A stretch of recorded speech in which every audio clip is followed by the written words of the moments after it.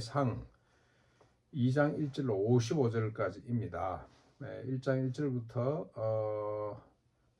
54절까지는 아담부터 쭉 유다까지 이 조상들 명단이 나오고요. 2장 1절로 55절까지는 유다 자손들이죠. 유다를 넘어서 다윗까지. 그리고 그게 2장 1절로 17절까지, 그 다음에 18절부터 55절까지는 그 외 유다 자손들 이름이 쭉 나옵니다.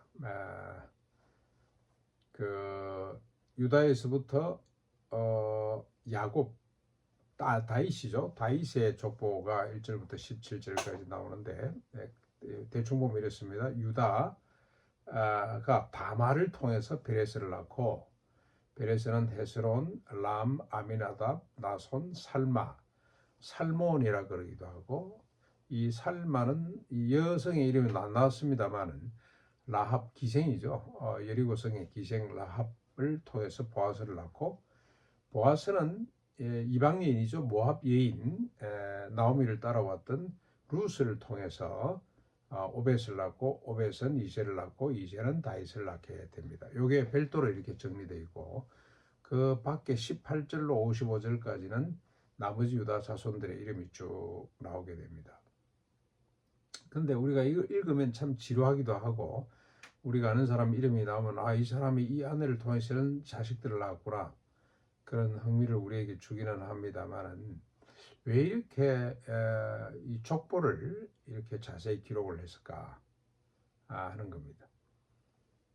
근데 여기에 이제 등장하는 인물들 가운데 성경의 역사를 쓴 사람들, 성경의 역사, 하나님의 뜻의 역사를 이루어간 사람들이 있죠. 그걸 우리가 소위 말해서 믿음의 사람이라 이렇게 우리가 호칭을 하는데, 믿음의 사람들이 쭉 보입니다.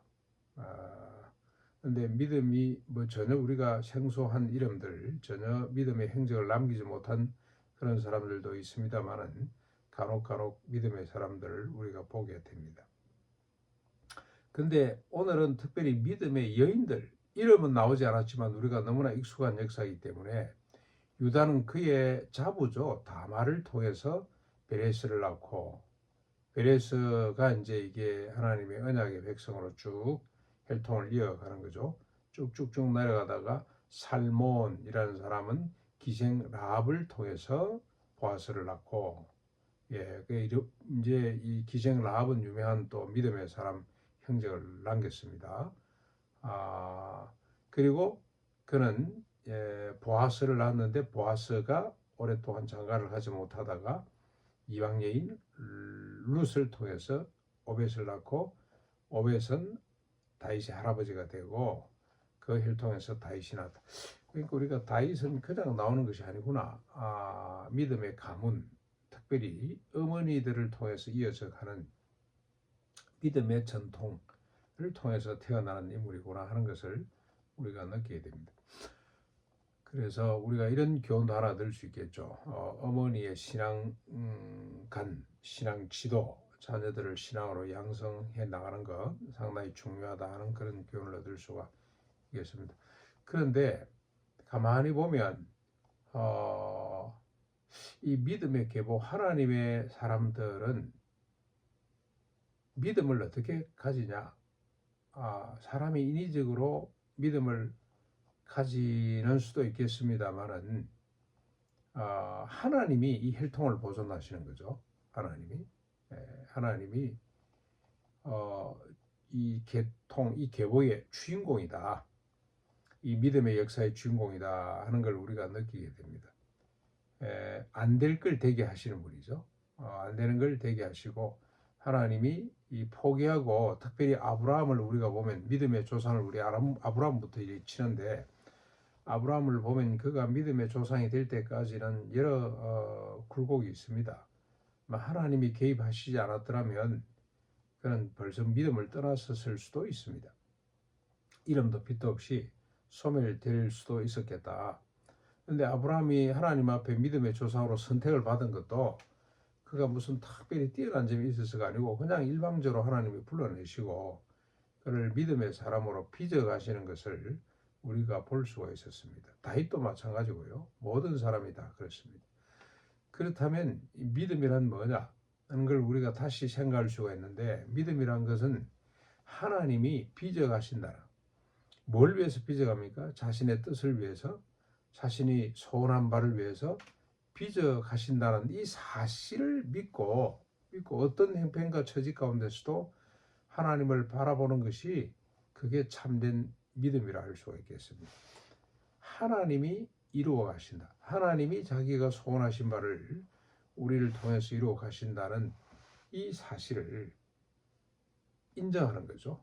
인정하는 거. 먼저 이 사실을 깨닫고, 아, 그렇구나. 그래서 하나님께 내가 매달려야 되겠구나. 하나님만 바라봐야 되겠구나 하고 하나님을 바라보는 것이 참된 믿음이었다. 모세가 믿음의 사람이잖아요. 근데 그가 자신의 의지가 아니고 하나님의 언약과 성실하는 것을 바라보았을 때 그가 믿음의 사람이 될 수가 있었습니다. 바로 앞에 당당히 설 수가 있었고, 홍해를 맞닥뜨릴 수가 있었고, 광야 40년을 통과할 수가 있었던 비결이 뭐냐? 그의 신념과 의지가 아닙니다. 하나님이 약속하시고 하나님께서 이루실 것이다라는 것을 믿고 바라보는 것이 믿음의 실체이라는 겁니다. 그 믿음을 이 세 여인, 기생 라합도 가졌고 모압 여인 룻도 가지고 유다의 자부이면서 아내가 되었던, 아내도 아니죠. 그냥 유다의 씨를 받아서 베레스를 낳았던 다말도 마찬가지였다는 겁니다. 어떻게 보면은 조금 불경건해 보이고 불륜처럼 보이기도 합니다만은, 그걸 통해서 뭘 낳습니까? 믿음의 자녀를 낳는 거죠. 하나님께서 약속하신 바에 의하면 나도 믿음의 후손을 두는 것이 하나님의 뜻인데, 이게 가족들이 협조를 안 해주니까, 그 법이 있지만 그 법대로 지키지를 않으니까 다말이 주도적으로 그냥 그 법을 이어가는 거죠. 그랬더니 결국 하나님께서도 인정하시고 유다도 인정을 해서 믿음의 계통을 이어가게 되는, 만약에 다말이 없었더라면 예수님 혈통이 있었겠습니까? 네, 불가능했겠죠.